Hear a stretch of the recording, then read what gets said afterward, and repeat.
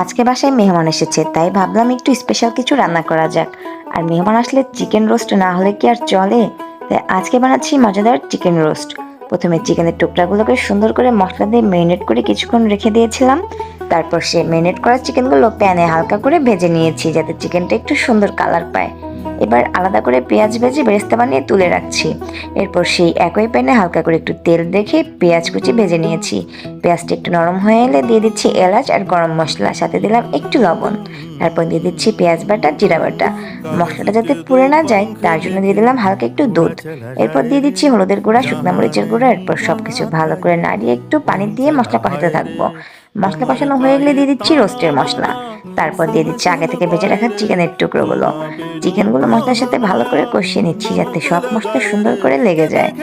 এরপর আবার একটু দুধ দিয়ে দিলাম, এতে রোস্টের ঝোলটা হবে দারুণ ক্রিম। তারপর নামানোর আগে দিয়ে দিলাম একটু চিনি আর কয়েকটা গোটা কাঁচামরিচ। এখন কিছুক্ষণ জাল দেবো, যাতে চিকেনটা ভালো করে মশলার সাথে মিশে যায়। শেষে উপর থেকে ছিটিয়ে দিলাম মুচমুচে বেরেস্তা। ব্যাস, তৈরি হয়ে গেল মেহমানদের জন্য দারুণ মজার চিকেন রোস্ট। গরম পোলাওর সাথে এই রোস্ট হলে কিন্তু বাসার সবাই আঙুল চাটতে বাধ্য।